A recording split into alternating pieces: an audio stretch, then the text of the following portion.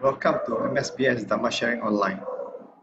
This event is jointly organized by Mahasatipatthana Buddhist Society Klang and Buddhita Buddhist Society Klang and supported by Theravada Buddhist Council of Malaysia.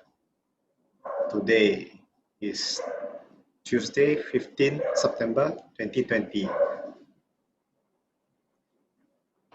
A few housekeeping rules before we start.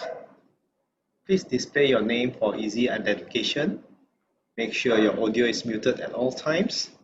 If you wish to ask a question, you may type a question at the chat box. To ask verbally, you may raise hand, unmute and talk. Please turn off your microphone after finish asking. One person to speak at a time. During guided meditation, please on your video so Bante can see your progress. And the meeting room will be locked. MSBS is fortunate to have with us Bante Adhibalo, popularly known as Phra Goh. Bante was born on July 14, 1985. Bante had his bhikkhu ordination into the Theravada tradition of Thai Dhammayut sect, Santi Forest Monastery in Johor, Malaysia in 2008. Bante spent the first 5 springs retreat at various forest monasteries in Malaysia and Thailand. He is currently the Vice President of Wat Palelai Buddhist Temple, Singapore. Today's talk is based on Mettam Sutta, continuation from last week. After this, Bante will be leading the homage to the Buddha and taking of the 5 precepts for Buddhists. Now, let us compose our mind, put our palms together and welcome Bante. Over to you, Bante. Hey, thank you, Terence.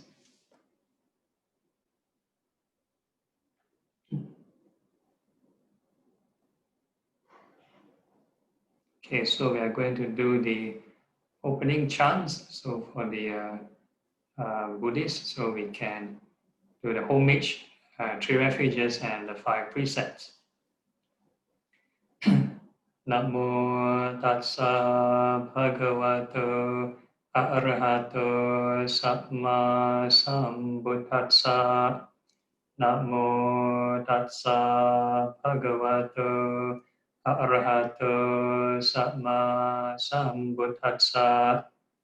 Namo tassa bhagavato arahato samma sambuddhassa. Buddhang saranang gacchami. Dhammang saranang gacchami. Sanghang saranang gacchami.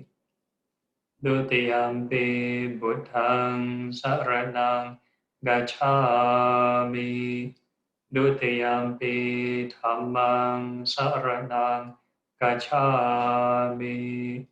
Dutiyampi sanghang saranang gacchami. Tatiyampi buddhang saranang gacchami. Tatiyampi dhammang saranang gacchami. Tatiyampi sanghang saranang gacchami.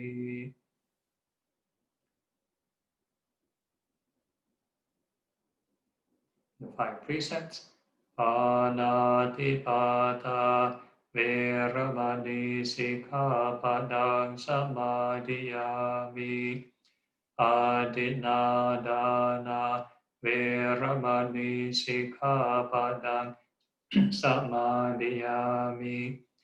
Kamesu miccācara veramani sikkhapadang samadhiyami. Musāvāda veramani sikkhapadang samadhiyami. Surameraya majjapamadatthāna veramani sikkhapadang samadhiyami. Sadhu, sadhu, sadhu. All right, so we are starting this Mettam Sutta Part 2. So good evening to one and all. And I heard tomorrow is a Malaysian day. So wishing Malaysians here early Malaysian day.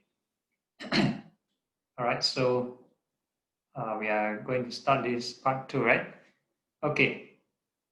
So just a short recap. We are going to start from the beginning of the slide. Is it there?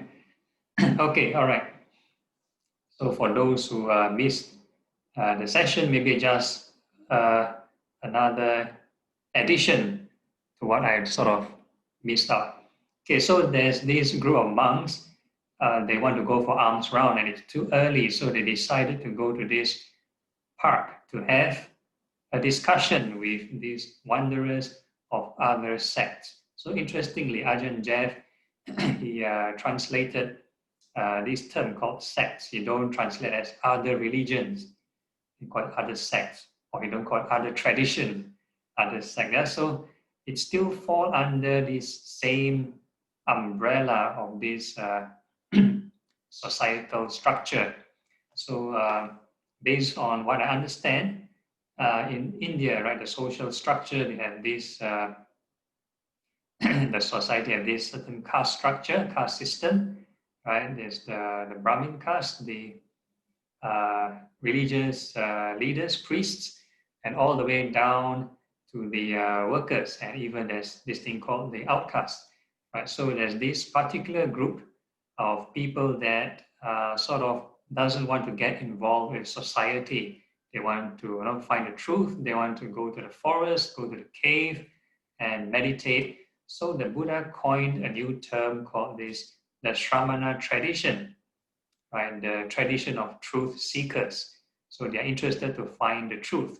So according even to the Buddha's account, he himself went to learn from various religious teachers, right? He doesn't stick to one particular so-called sect or particular group of teaching. So he went from one teacher, he learned as much as he can, the best to his ability. And if he doesn't find it to his satisfaction, then find another teacher. So this was happening to this particular group of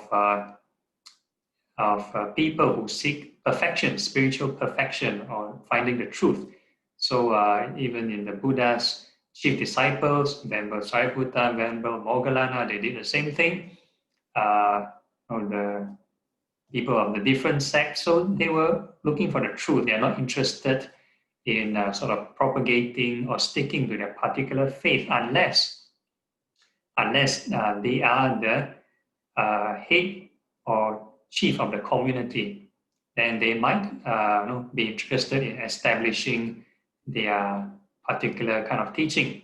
If not, most of the followers, they are ready to sort of switch camp, right? They are jumping around and wanting to find the truth. Okay, so in this particular instance, this group of people are particularly, we call it friendly. They have a friendly kind of interfaith exchange. They were not interested in like converting each other and wanting to pull people across to the other side. So they had this exchange, and the next slide, please. Right, so this leader of the other group, the other sect, they were asking the Buddhist monks, right, comparing the teachings about this loving kindness, the four Brahma Viharas, loving kindness, compassion, appreciative joy, and this equanimity. So the instructions, they're comparing the Buddha's instruction against their instruction, and they find it's exactly the same, word for word the same. Right? It's like copy and paste, the same. So they want to ask these Buddhist monks, so what is so unique?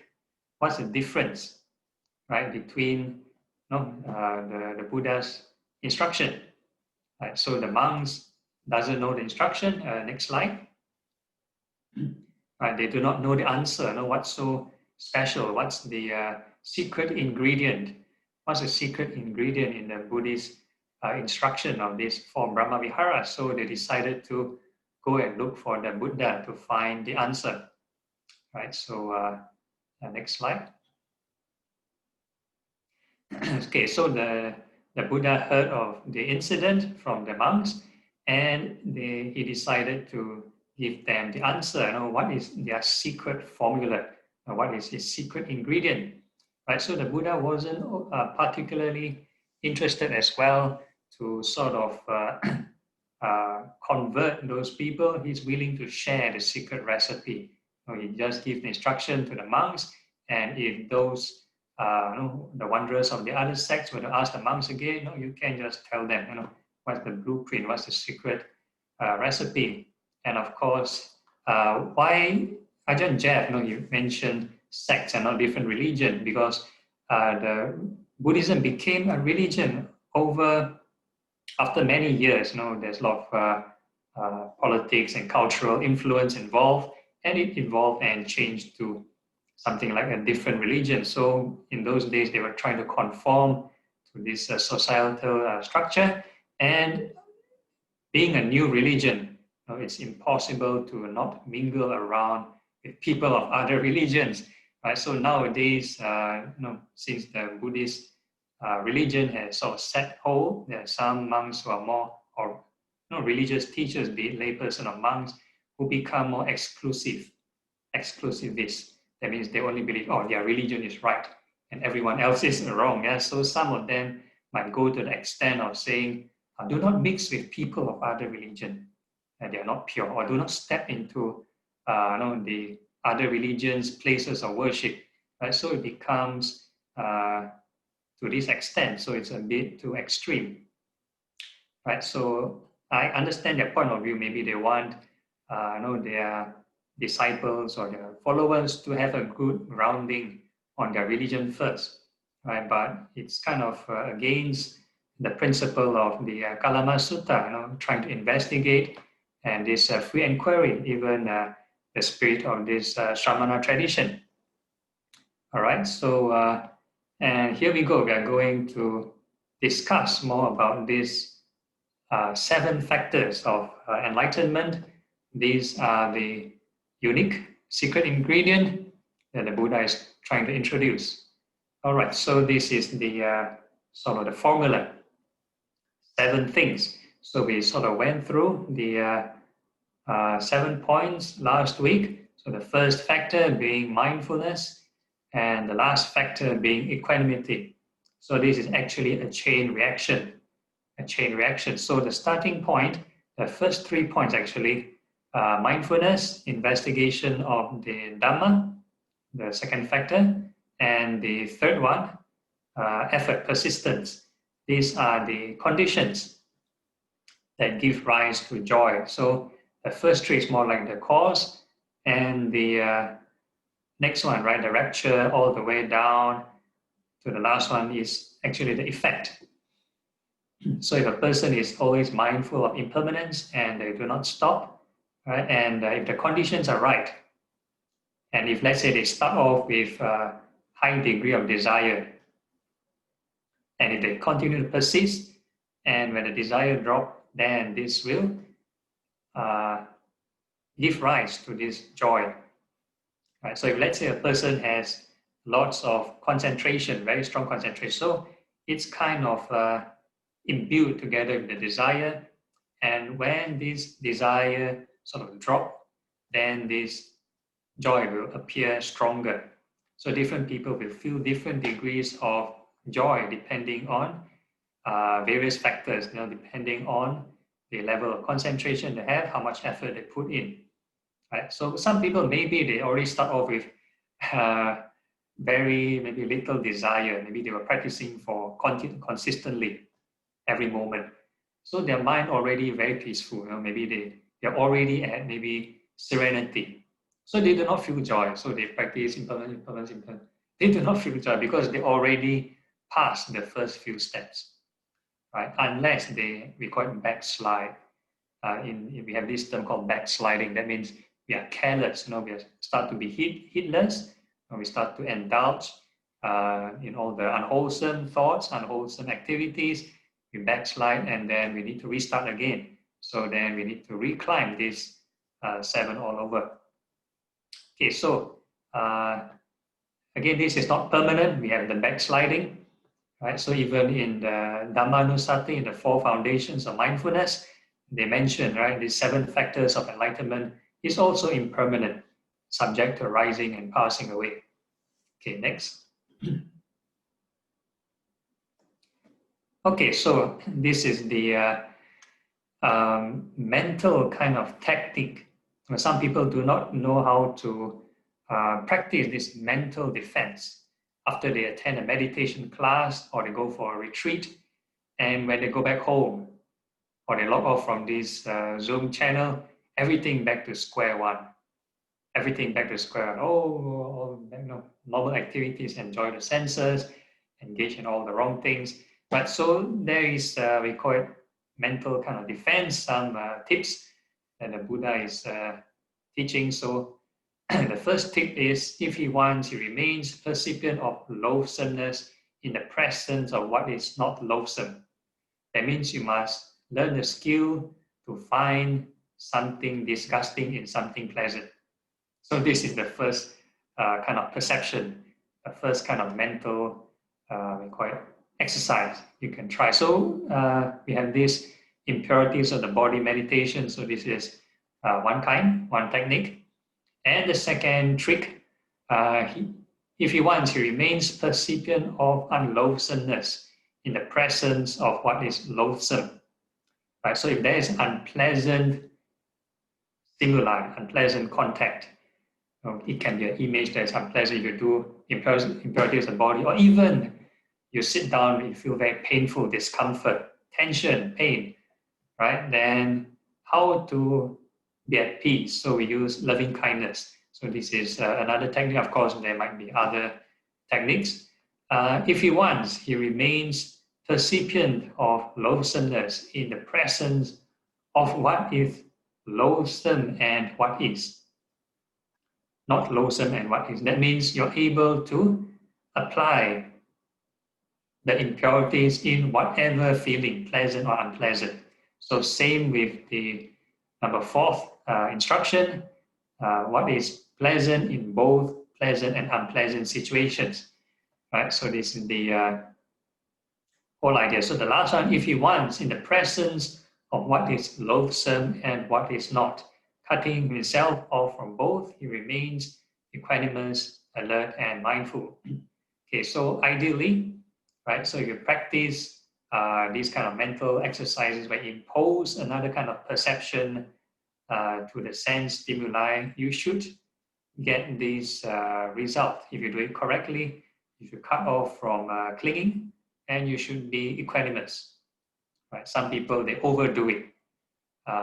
Maybe I might re-mention, let's say if a person do impurities of the body meditation, asutta meditation, they try to think of the disgusting parts of the body and they try to impose on all the things they perceive. And if they do not do it correctly, and if they overdo it, there's this tendency of getting into depression. Or even there's this, I think there's a Vesali Sutta that mentioned a group of monks getting suicidal, right? Suicidal, overdoing it. So again, you have to find a middle ground and not overdo it. So the sign, the indicator of what is doing right is actually the last part. If you're able to cut yourself from this clinging and you're being able to remain a neutral state of mind. So let's say even in the post-canonical version of Buddhism, they'll mention a person practice metta meditation. First must think of the person of the gender that you're not attracted to. Right? Then they first do this meditation. And what's the point? So because they do it group by group, right? They don't follow the sutta instruction and wish all beings well and happy. So they segregate into different groups. Wish yourself, maybe wish your teacher, wish your loved ones, and followed by your neutral party and enemies and so on. So by doing so, then there's a tendency for a person to get into personal affection. I heard of people who practice metta meditation and they fall in love with the person they practice metta meditation with. I mean, they think of whoever, right? and they fall in love. So this is the outcome if a person is not balanced, right? They do not find the middle ground. All right, so the next slide. Okay, so now we are going to talk about the effects of the 4 Brahma Viharas. So if a person were to practice these 7 factors of enlightenment with the 4 in conjunction with the 4 Brahma Viharas, so what is the result? If let's say a person were to do loving kindness or goodwill, right, he may enter and remain in the beautiful liberation, right? So this is where Jen has brought up this point, beautiful liberation. So I'll mention it later. So I tell you, monks, awareness released through goodwill has the beautiful as its excellence in the case of one who has penetrated to no higher release. So it's saying if a person has penetrated to no higher release, that means if a person is not liberated, they will at least have this beautiful liberation as its excellence, and the beautiful as its excellence. So what is this beautiful? Right, we're going to go through that later. According to Ajahn Thanissaro's comparison with other suttas, the beautiful is equivalent to the 4th level of concentration, the 4th jhana. The 4th jhana. So you can Google yourself. He has the part at the bottom, the footnotes. You can compare the various other suttas. They always mention beautiful first, then followed by the next level of concentration, which is the realm of infinity space. So that is the formless concentration already. So again, if you're not convinced, then we are going through the other 3 Brahma Viharas, and then we can use by method of logical deduction, what is this beautiful? Okay, so the next one, the next Brahma Vihara is awareness released through compassion has the sphere of infinitude of space as its excellence in the case of one who has penetrated to no higher release. Okay, so if a person is not liberated through these 7 factors of enlightenment, so again, we mentioned earlier, these 7 factors are impermanent. If a person is not mindful for continuously for 7 days and longer, then they might not get the result. They might not get the result, they backslide, and they get this infinitude of space as it's, we call it the insurance. And the third one, awareness released through empathetic joy, appreciative joy, has the sphere of infinitude of consciousness as its excellence. Right, so it gets higher and higher in the case of one who has penetrated to no higher release. And the fourth one, awareness released through equanimity, has the sphere of nothingness as its excellence in the case of one who has penetrated to no higher release.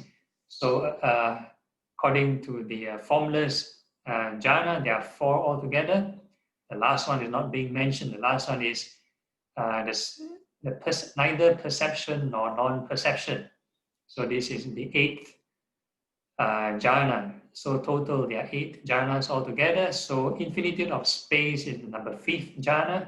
Infinitude of consciousness is number 6. And this sphere of nothingness is number 7. So what is this beautiful liberation, right? So if you, let's say you go do a math problem, you have a math problem, you have the first number as dash, the second number as 5, the third number as 6, and the fourth number as 7. So they ask you, what is the dash? Right? So what is dash 5, 6, 7? Right? So logically, if you use mathematical kind of logic, so this beautiful is equivalent to 4. So of course, those proponents of the Visuddhimagga, the post-canonical kind of meditation manual will tell you, metta can only reach 3rd jhana. 3rd jhana, right? So if a person, you can't fault the writer last time because last time there's no Google search. no Google search, right? So, and those people, they don't memorize all the suttas. So this venerable, what's his name, Buddha Gosa, right? Yeah, the author of Visuddhimagga. Yeah, he's basically a commentarial translator. He translates certain number of commentaries. So based on his understanding of what he has translated, then he thinks, oh, okay, metta can reach third jhana. Right? So of course, people those days, they will take his book as a standard reference point, because those days they do not have Google search, and those days, if you want to read the suttas, in the suttas, they say they pile as high as 7 adult elephants.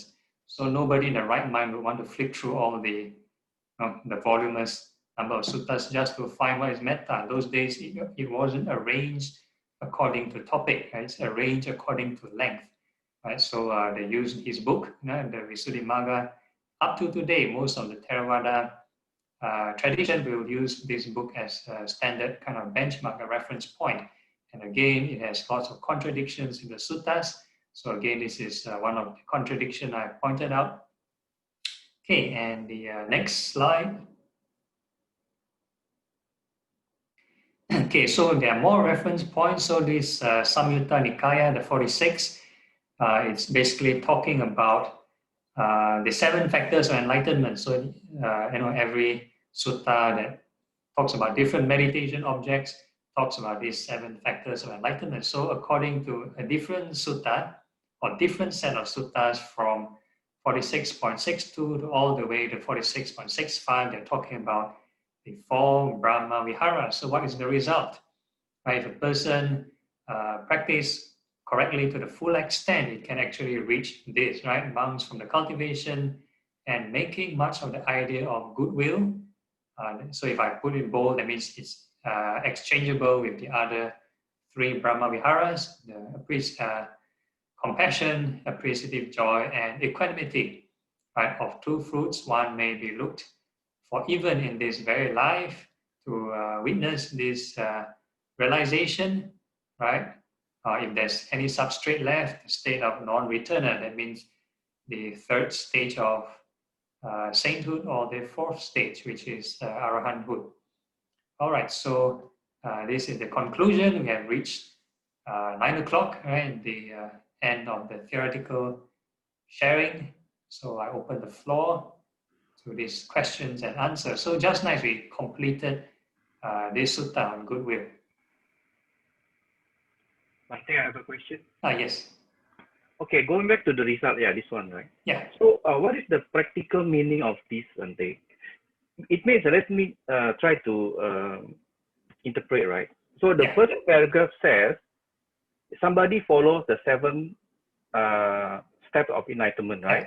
Yeah. And then he used metta meditation, right? Yeah. He's using metta. Mm-hmm. It means if he fails, he will at least remain in the 4th jhana. That will be the guarantee.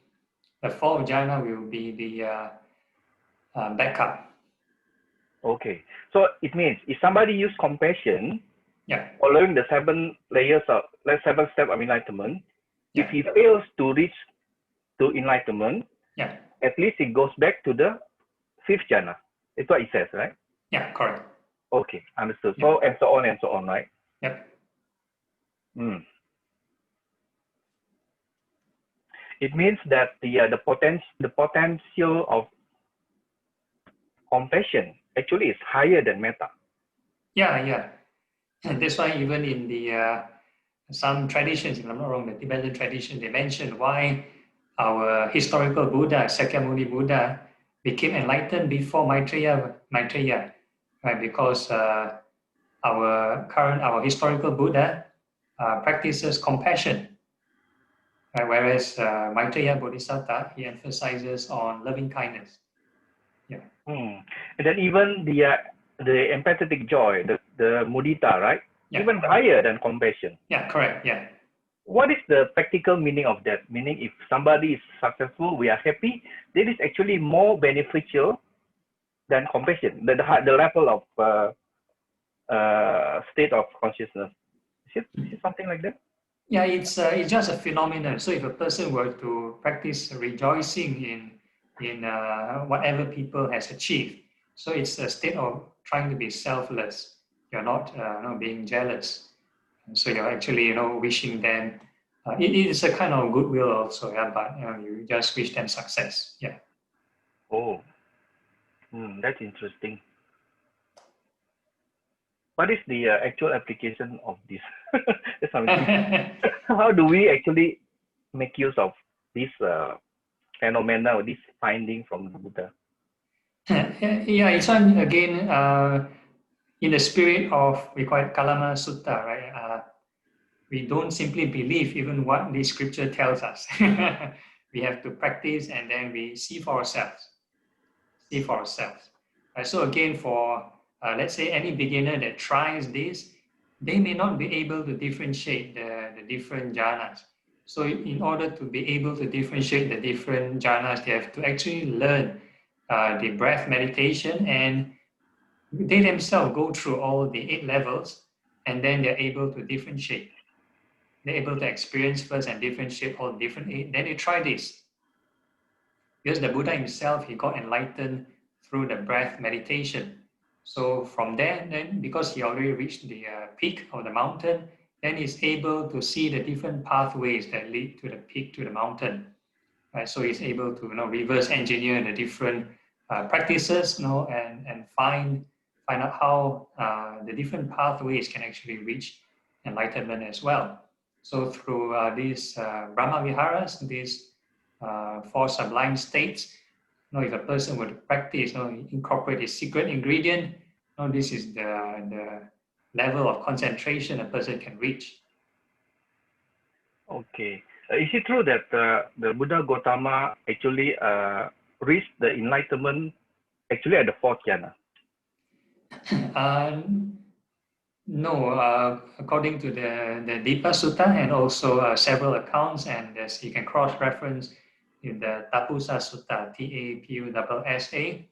So this sutta also mentions he actually reached all the 8 jhanas and he transcended the 8th, and that's how he reached enlightenment. So meaning he reached enlightenment at the 8th jhana and beyond. Yeah, after the 8th jhana, then the 7 factors of enlightenment will occur, and then he has to remain mindful of these 7 factors and also mindful of these impermanence all the way. Yep. I see. Okay, Bhante. Thank you. Okay. All right. Any other questions from the ground? Oh, yes, Hui-Wen, yeah. Bhante. Then what's the difference between compassion and loving kindness? Oh, okay. Yeah, so recap, this one I actually covered in the talk on the 4 sublime states. So loving kindness is the wish for all beings to be well and happy, whereas compassion is to wish all beings be free from suffering. Okay. Yeah, so that's the difference. Thank you. All right. So in general, it's still the same wishing all beings well. Okay, thank you. All right. Okay, any other questions? Yes, Sinli, yeah. Bhante, I have a question because previously when I first learned meditate in Theravada Theravada sect, I learned to almost like I think I want to say it's Ajahn Mun or Ajahn Lei when we do a lot of Buddha. Yeah. Buddha. So then when I was trying the method, and I was having a hard time to kind of prolong my mind. I feel like I get a little bit restless, more so than Buddha. So can I switch when I feel like at a certain point my mind is just, I can't sit any longer? Can I switch back to what I used to and see how I feel? Yeah. You can customize for yourself which one is more, which one is your strength. Then everybody has their own strengths and weaknesses. That's why there are so many meditation objects. right? So again, what we are going through is very comprehensive, covering quite a lot of the more common kinds of meditation objects. But of course, you can stick to one, stick to any one that you prefer, because even in the Buddha's days, there are monks who just use one meditation object and they just go all the way through. Yeah, they don't have to mix and match different kinds of different meditation objects. Yeah. Thank you. Okay, no problem. Okay. All right. So, Bante, there's a question from Dean in the chat. Okay. Yes. Okay. So the question, Bante, as the discussion about 1, loving kindness, 2, compassion, 3, empathetic joy, 4, equanimity, I am picking up understanding at each stage. The clinging of self-identity is lesser and the purifying process back to non-self.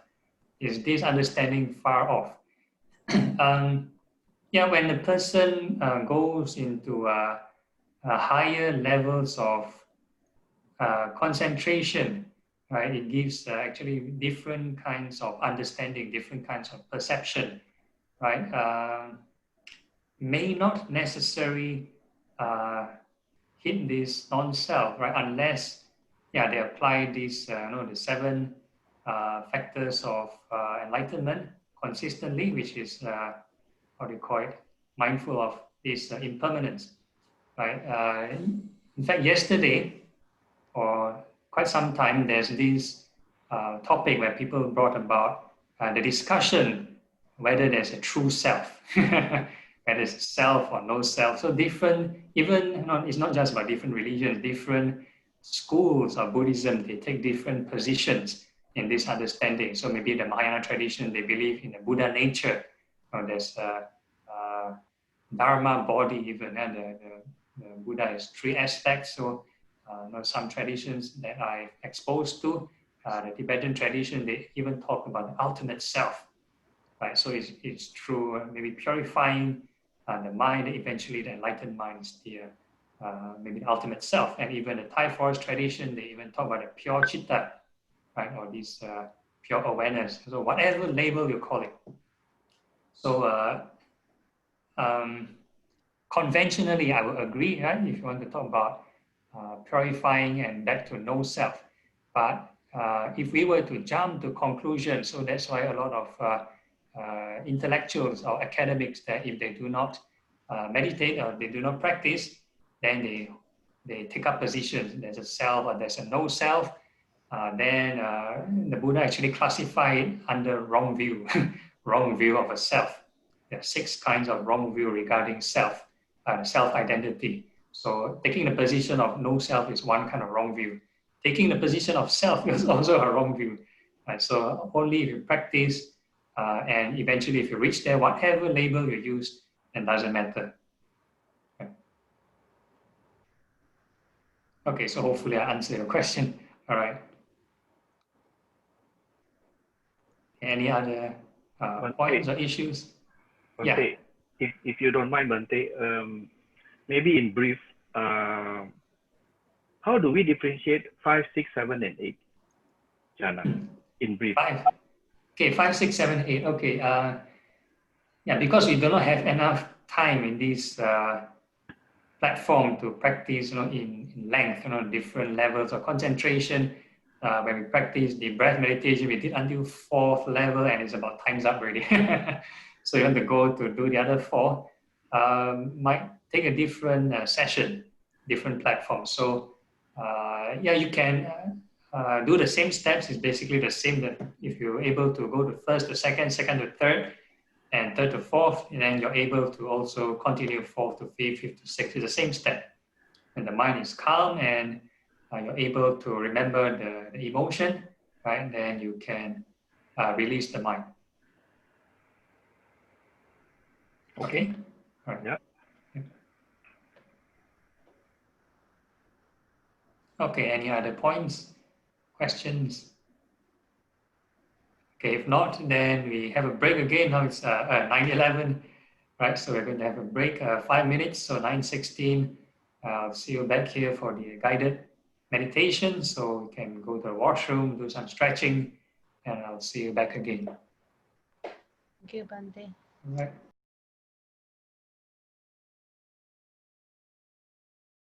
Okay, so if you're ready, then we can find a comfortable position. Make sure you are all right. Okay, so in this sublime states meditation, we can actually practice in any posture, doesn't have to be seated. We can actually do in standing and even walking meditation. Because maybe probably you're in front of your computer, you can't do walking, yeah? Okay, so we are going to start this routine, right? Make sure your back is upright, and we can gently close our eyes and relax our whole body.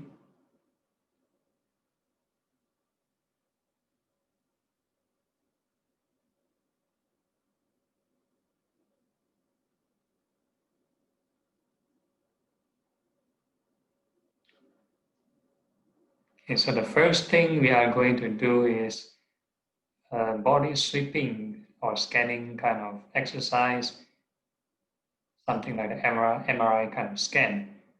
Right? Of course, we are not using the equipment, we are just visualizing the body. But if you cannot visualize, never mind. We are just going to feel the sensations of the body from head to toe. So we are going to first start with the head.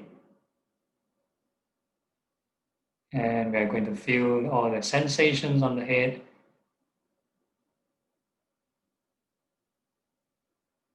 So there are generally 4 kinds of sensations, or the 4 classifications called the 4 elements.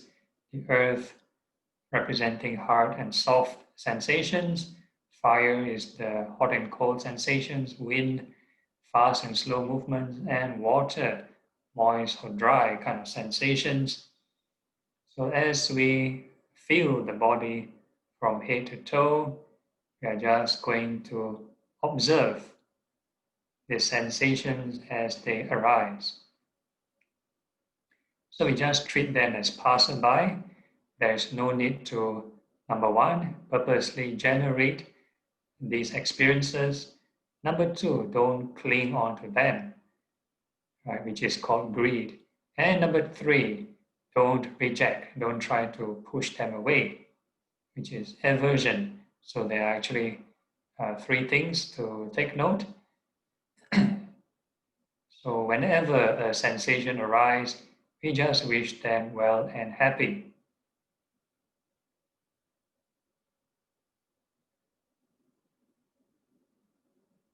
So starting from the face and your eyes,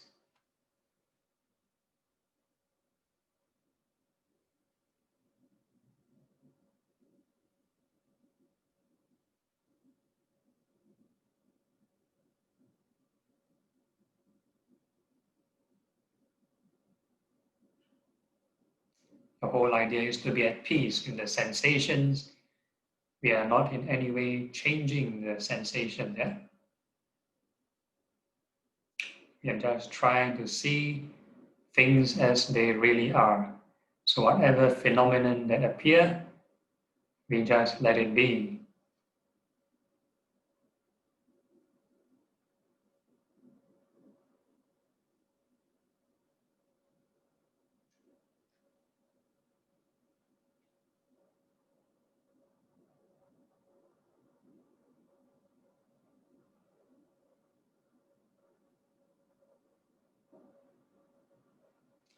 And then we can move down to your neck region and the shoulders. Whatever sensation that arise, we just wish them well and happy.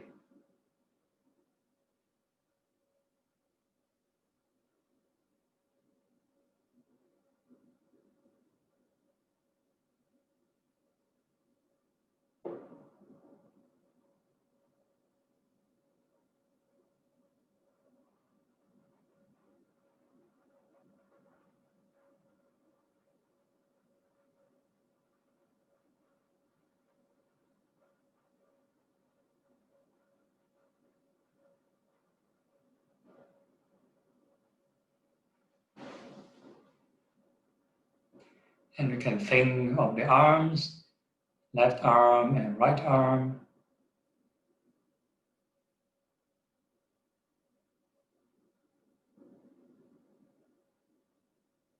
All the way to the fingers. May all the sensations be well and happy.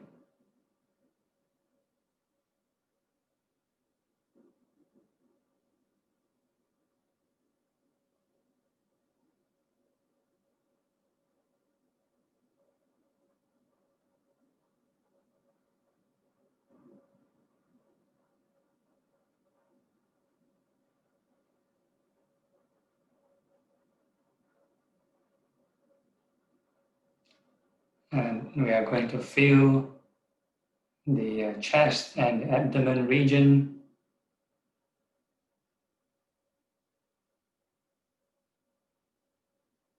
And we're wishing all the sensations well and happy.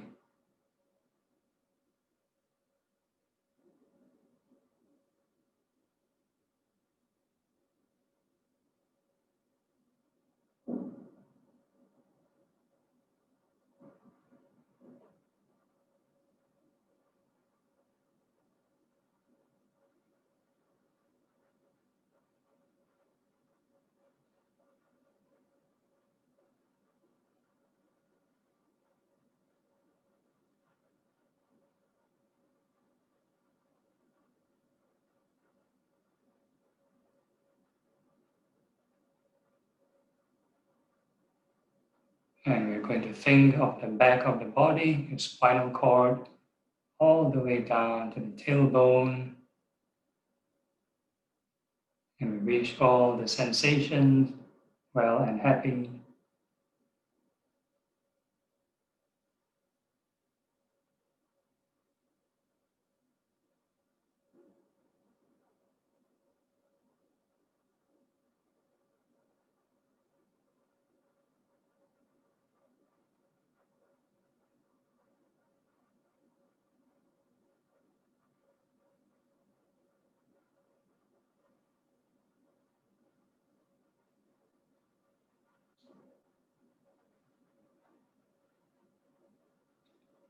And we are going to feel the hip region, the contact of your seat, all the way down to the rest of your feet. And we are going to wish all the sensations well and happy.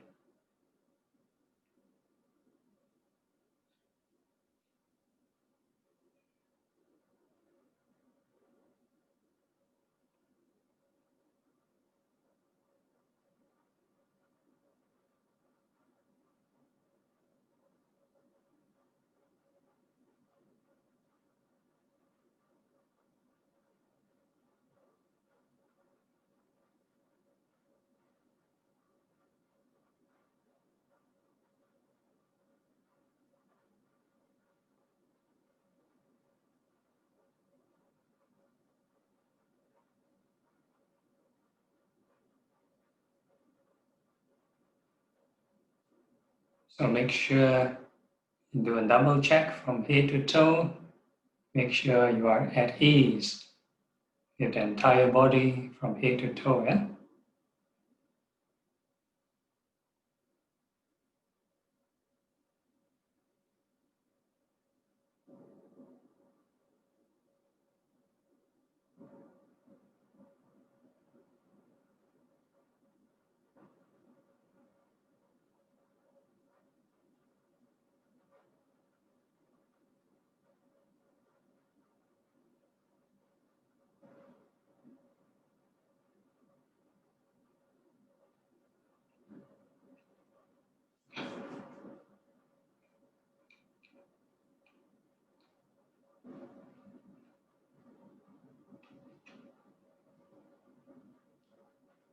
Once you think you are at ease in the body, then we can move on to the next phase.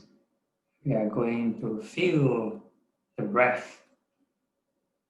Basically, we are going to sort of charge the mind a bit, unify the mind in one small area, below the nostril, above the upper lip. And we can ignore the body actually. We're going to isolate the attention to one small area.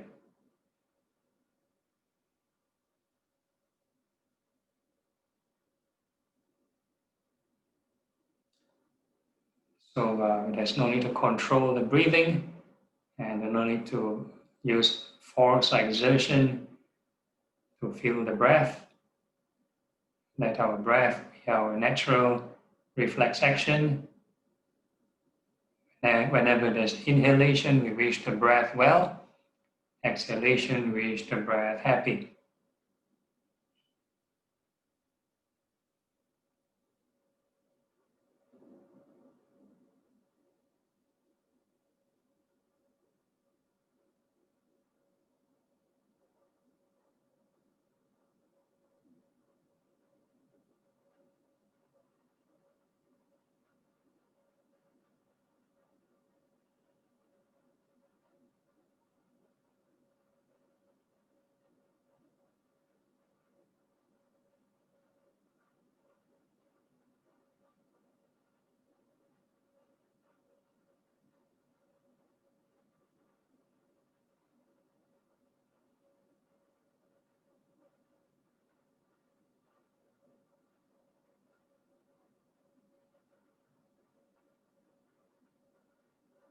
Make peace in the breath. There's no need to force the mind to be still. Any form of exertion or forcing of the mind is a form of violence. Right? So we're actually using loving kindness. Make friends with the breath. So we focus on the process, and the outcome, the result, will be the mind settling down by itself.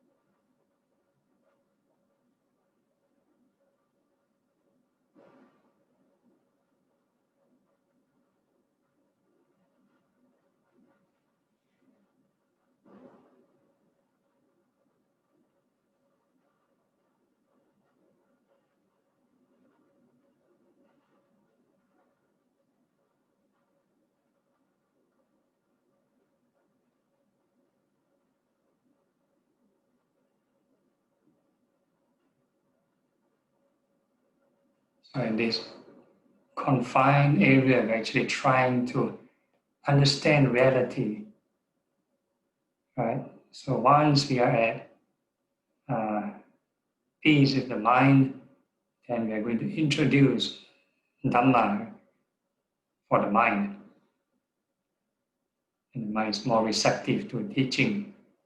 So we are going to observe impermanence of the breath. So every in and out breath, there's actually birth and death happening. Very micro processes, micro scale of birth and death happening within the four elements. Every change in sensation is actually a kind of birth and death, or rising and passing away.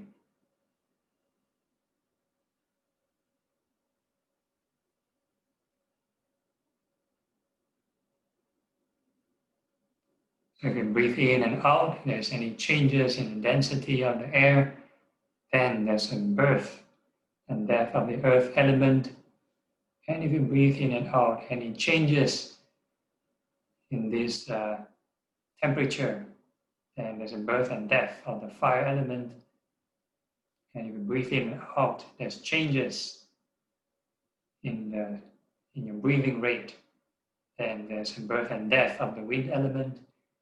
And if you breathe in and out and there's changes in the moisture, humidity, then there's a birth and death of the water element.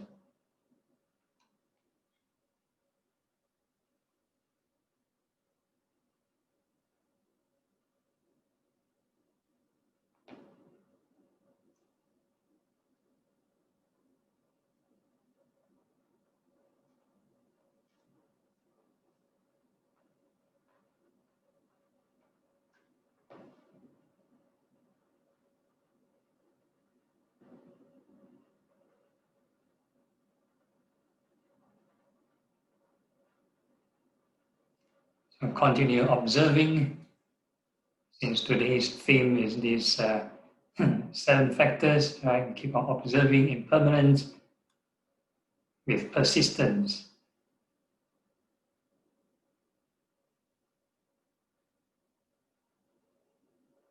So this persistence or effort is actually talking about continuity.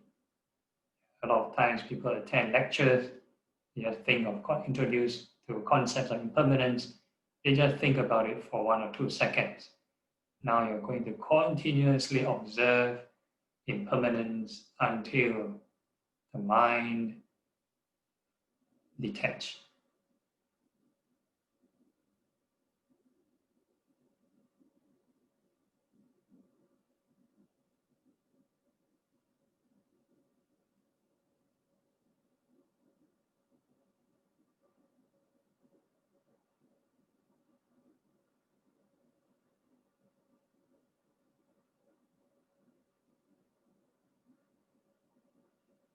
So you need to observe the difference between the mind before and also the mind that's detached. What's the difference?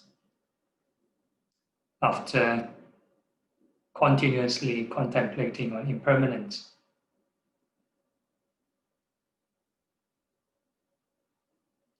Does the mind reach a deeper level of peace?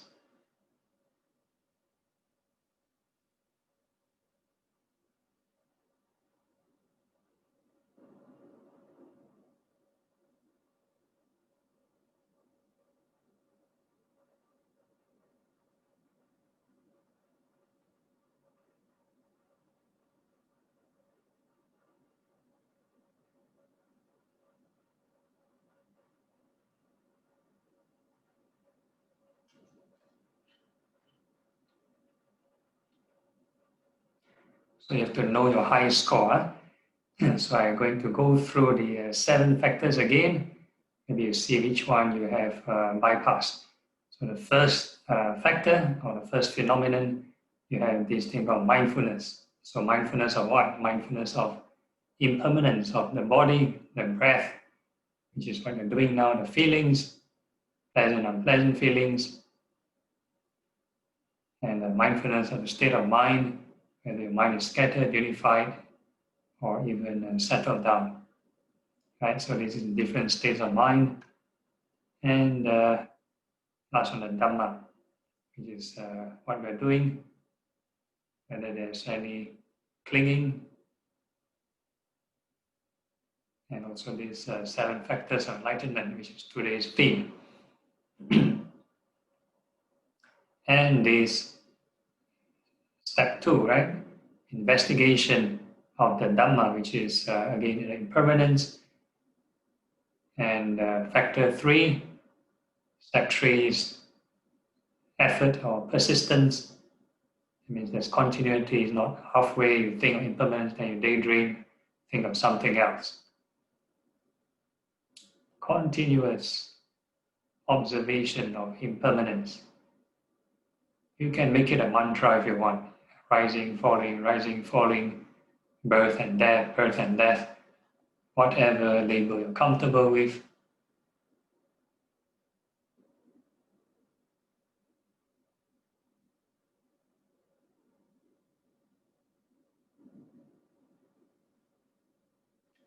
And the indicator, right? Once there's a reduction in desire, then joy will arise, rapture. After rapture, then the next phase will be tranquility.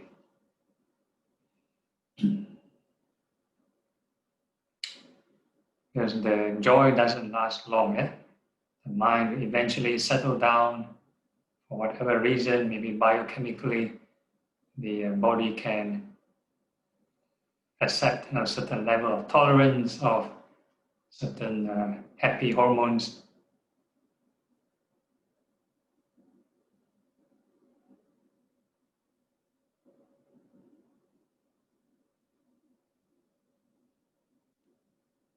But always, never forget the first step, mindful of this impermanence at whichever stage you're in.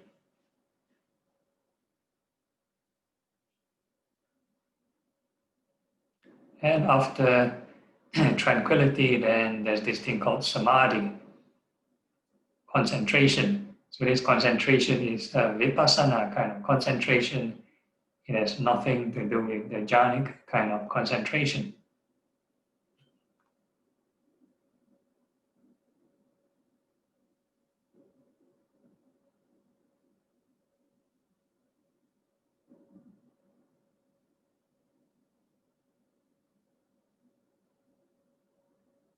This concentration is if a person is at one with the tranquility, very comfortable with the tranquility, and the mind can just settle there.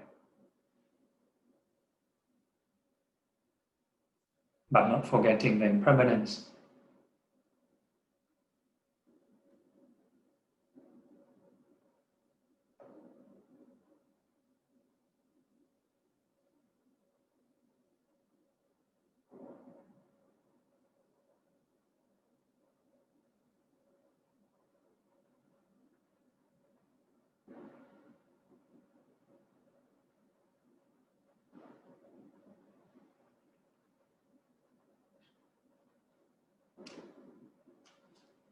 And eventually, if you do it long enough, then you have this thing called equanimity, which is the last factor, number 7.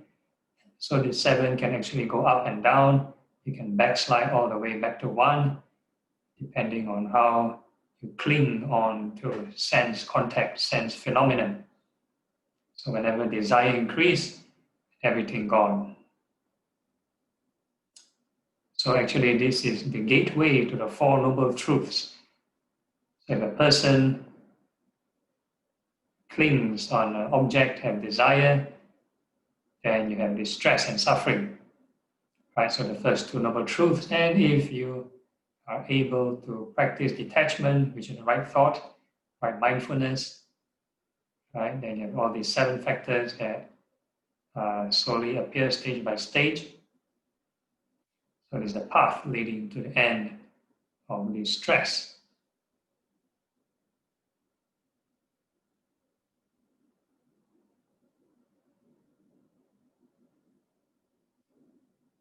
So this whole exercise is also to understand 4 noble truths. The conditions that lead to stress and conditions that lead to peace. So now you have to familiarize how to maintain the peace.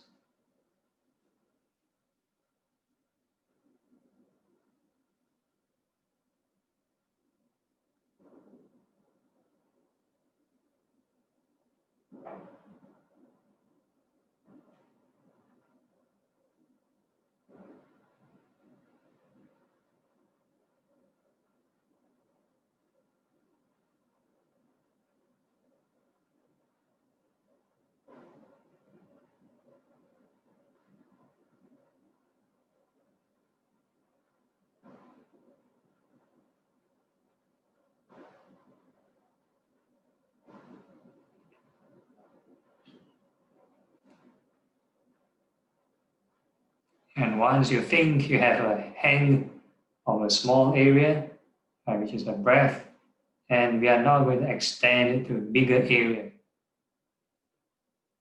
but maintaining this peace. Now we are going to radiate this loving kindness to the front. We are wishing all beings in front well and happy. So pay attention to the front. It's a direction And you observe the mind, is it still peaceful or does it cling? And if it does cling, how to bring it back to the level of peace.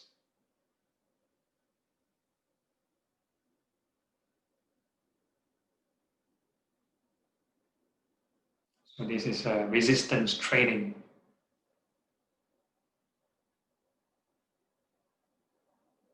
Stretching your mind.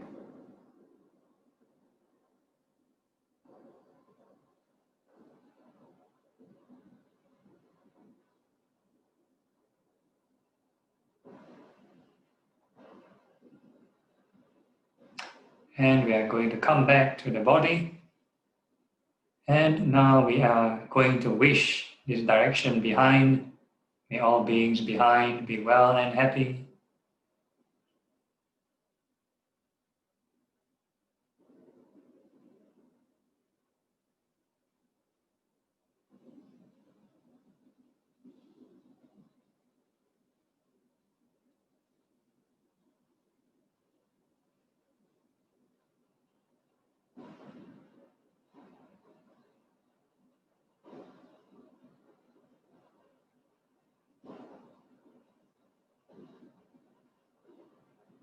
Now make sure the mind is at peace.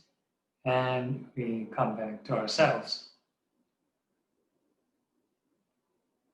And we are wishing all beings on the left well and happy.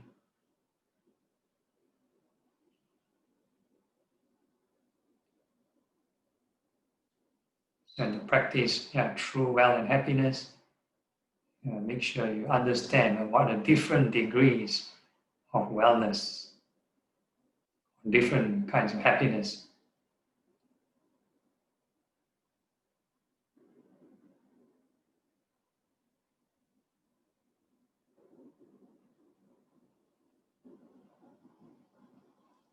And we come back to ourselves. And we are going to wish all beings on the right well and happy.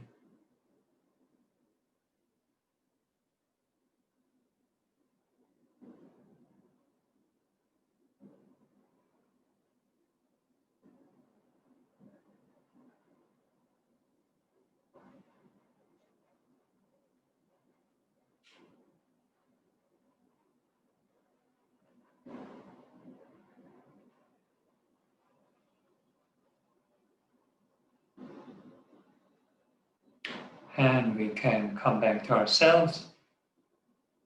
And we are going to wish all beings above well and happy.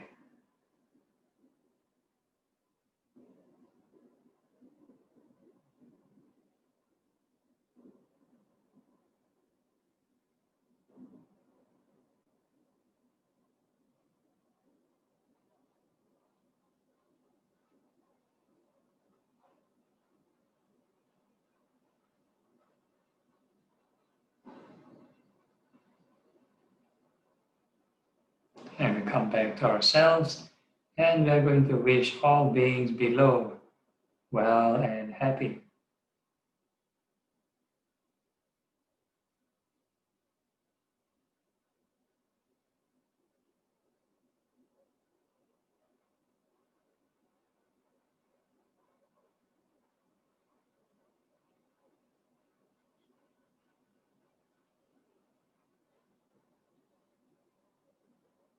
And we come back to ourselves. This time we think of the body again, from head to toe. Wish the body well and happy. It's a revisit of the first phase of meditation. Check this time whether you're more detached to the body.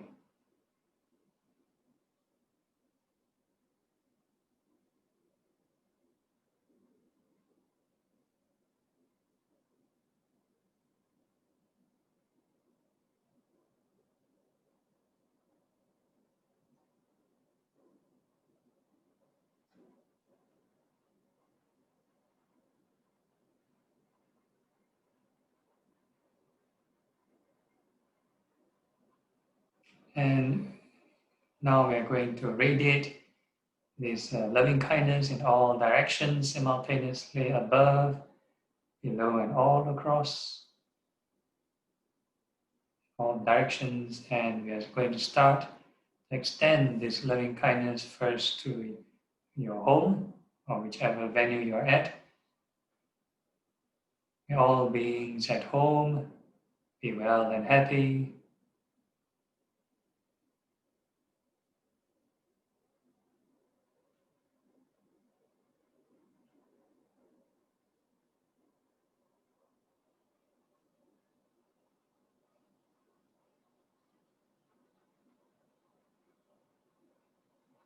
And we extend this loving kindness to your neighborhood. All beings in the neighborhood be well and happy.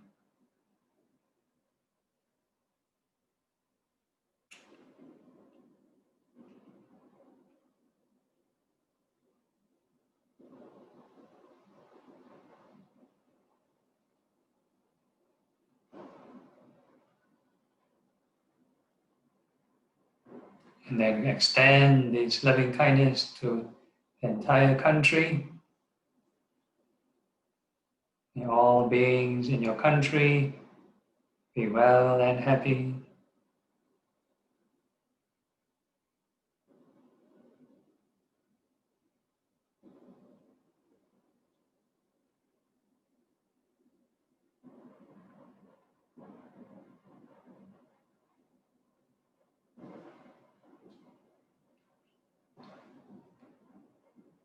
And we can extend this loving kindness to the whole world and the whole planet Earth. May all beings on Earth be well and happy.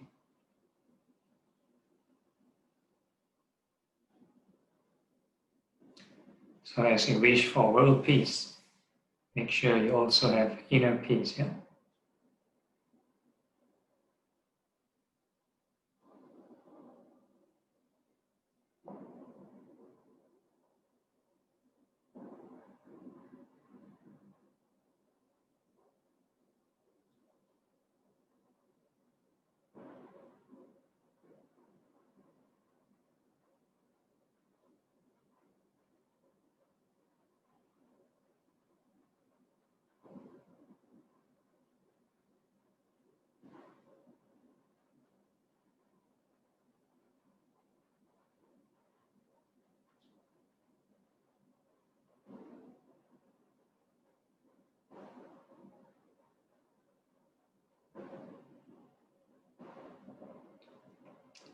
And eventually we are going to wish all beings in the universe well and happy.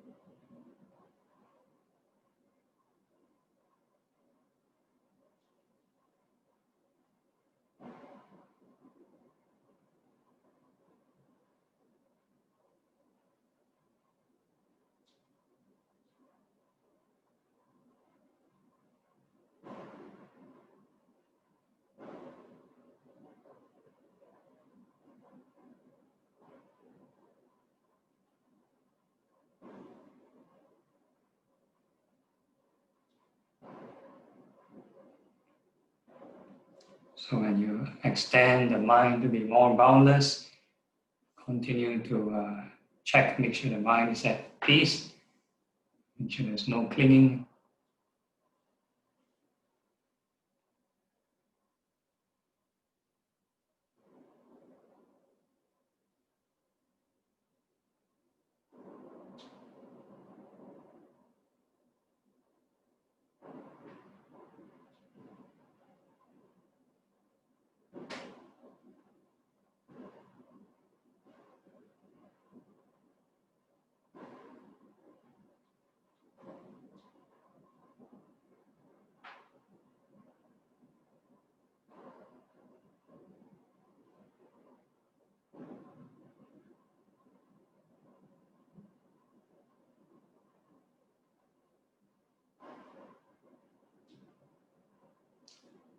And then if you are able to maintain the peace, then you can make the next wish.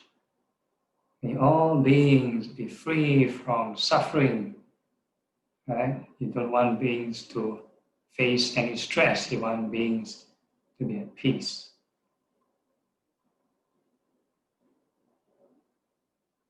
May they be free from agitation.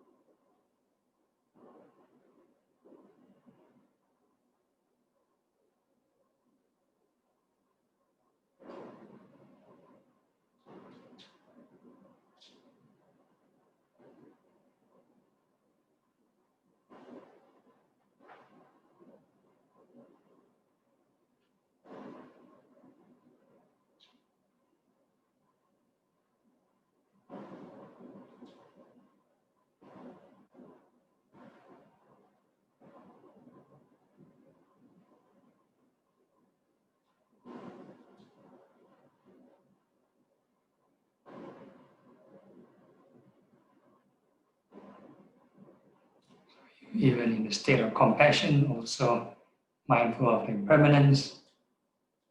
So when there's impermanence, there is dissatisfaction. All beings are assailed by this change, yeah? Birth, aging, sickness, death.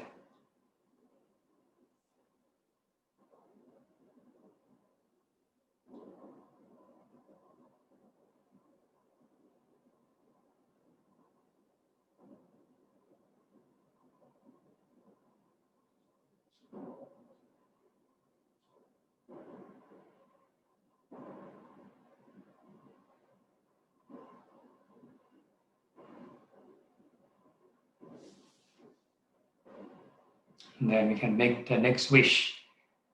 May all beings be not separated from whatever wholesome states they have achieved.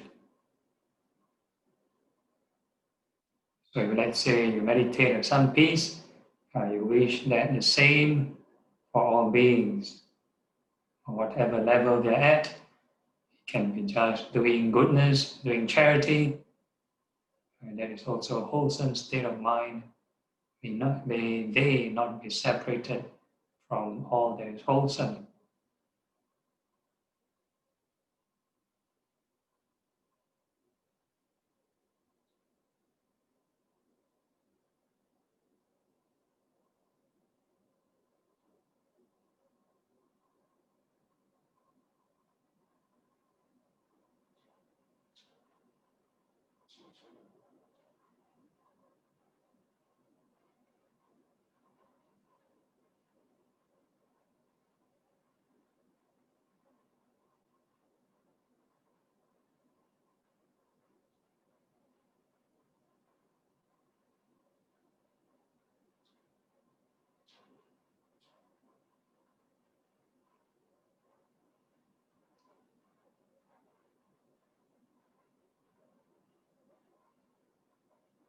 And eventually we are going to make the last wish.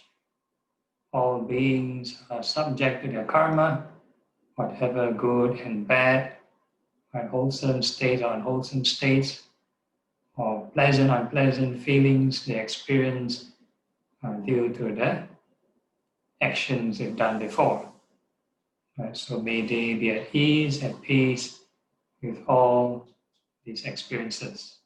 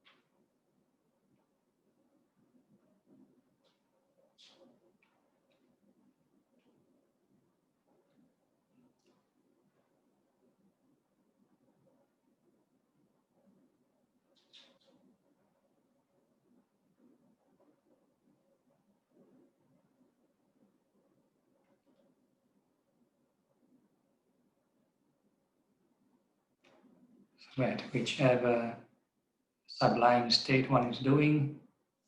Always be mindful of this impermanence.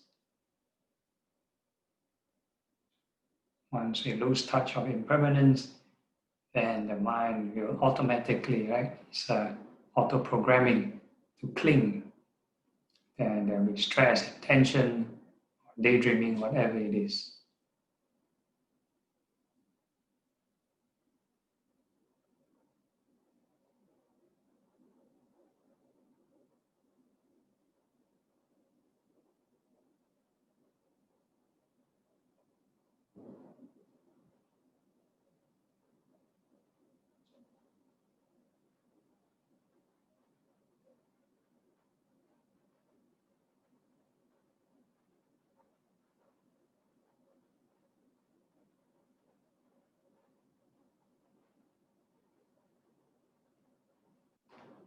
And before we conclude, again, a gentle reminder based on the Karaniya Mettam Sutta, discourse on loving kindness. And Buddha mentioned if we are able to maintain this boundless mind of goodwill, right, be it standing, sitting, walking, or lying down, then this is the highest conduct. Right? So may we be able to maintain, right, this wholesome state of mind throughout your daily activities. And with that in mind, we can gently open our eyes, conclude the meditation, formal meditation, but mentally we can maintain these thoughts of goodwill.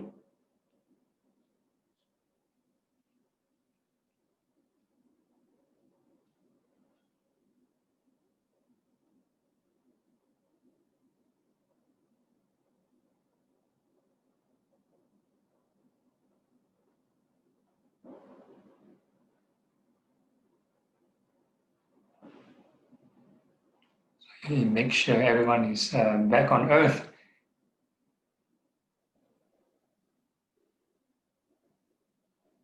Okay, those who are still in space travel mode, let them be. Now we have a short few minutes of Q&A. Any issues, comments, questions? Bante, I have a comment. Yeah. I suddenly remember this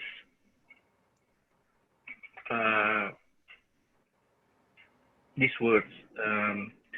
The reason why Buddha Gautama is faster than the Lord Maitreya, right? It's written like this. Because Buddha Gautama, the driver of his Bodhisattva path, is actually wisdom. And then Lord Maitreya is using viriya or energy or effort to drive his Bodhisattva path. And then there's another one in the middle, which is using sada or faith. So the difference is this, Bante. When the person does the declaration, they say he want to become a Sama Sambuddha, right? The maturity of the senses is different. Because in the, let's say the Lord Maitreya case, right? Let's say there are 4 sentences in one stanza. So if all stanza is finished, read, and he understand it, he become an Arahant. Then from the 4 sentences, Lord Maitreya only listen to 1 sentence. So there are 3 sentences are not finished. It's not mentioned fully. Then he declared he want to become Sama Sambuddha. Then he stopped. Okay, and then if let's say the 2 sentences are read, and then he understand it, but the 2 are left out, the person the level of maturity is different. So for Lord Maitreya is using, let's say, 3 sentences left. So he's using his virya or effort to become a Sama Sambuddha. The period of the Bodhisattvahood is 16 Asankaya and 100,000 kalpa. Okay, and then if two are left out, the length of the Bodhisattva path is 8 Asankaya and 100,000 kalpa.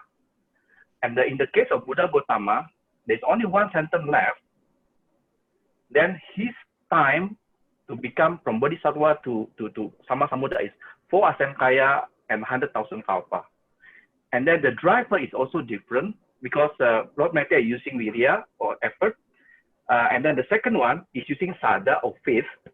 And then the third one, in case of Buddha Gautama, is using panya or wisdom.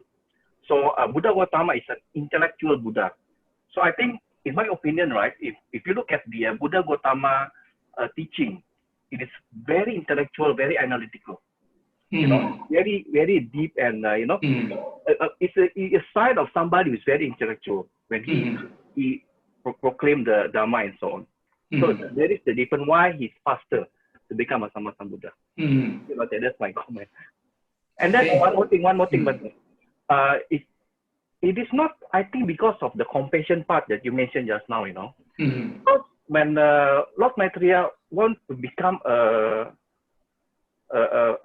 Sama Sambuddha, right, in one of his life, right, he's trying to meet someone, a Buddha, and then he actually walked himself. He was a king before, and then he actually sacrificed his own head, you know, and then give it to the Sama Sambuddha at the time. So that level of sacrifice, you know. Yeah, of course we know that there's a case that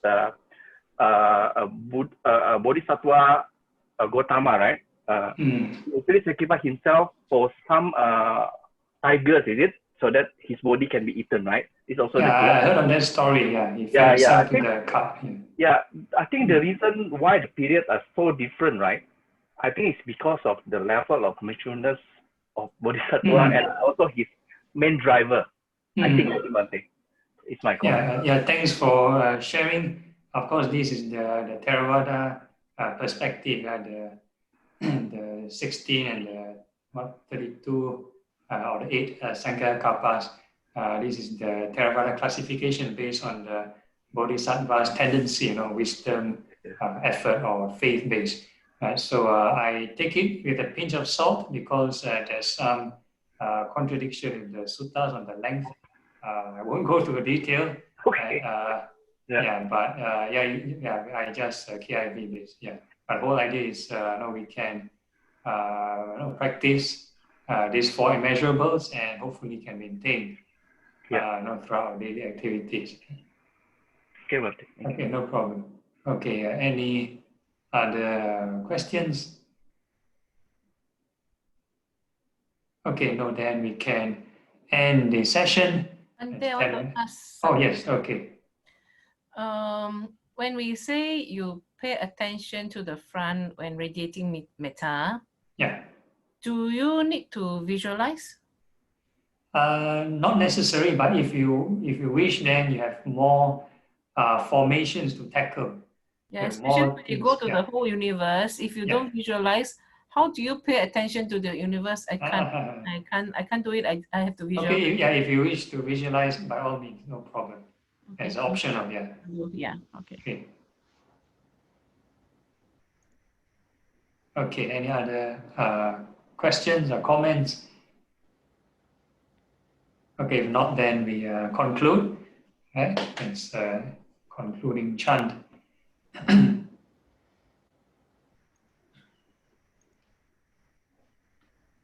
Again, this is ritualistic, a bit unnecessary once we have radiated loving kindness to the whole universe. So, out of formality, we just do it. Okay, so the Anmodana closing chant. Akasata Jabumata Devanaga Mahidika Punyam Tang Anumoditva Chirang Rakantu Loka Sasanang etavata cha amhehi sampadang punya sampadang sabbe deva sabbe bhuta sabbe satta anumodantu sabba sabbati siddhya. And transference of merits to the departed. Idam me nyatinam hotu sukhita hontu nyatayo. Idam me nyatinam hotu sukhita hontu nyatayo. Idam me nyatinam hotu sukhita hontu nyatayo. Aspiration. Imina punya kamena ame bala samagamo satang samagamo hotu yavani bana patiya. Sadhu, sadhu, sadhu. All right. Good night. Okay, right. Good night. Okay. Sadhu. Thanks again. See you all next week. Okay. See you all. Thank you. So next week we will be the one Terence has brought up. This what's the one you brought up last week? Seclusion, right? You mentioned on seclusion. I think I remember that. So most probably next week's topic will be on seclusion. Okay. All right. Thank you. Okay. Bye bye. Yeah. Good night.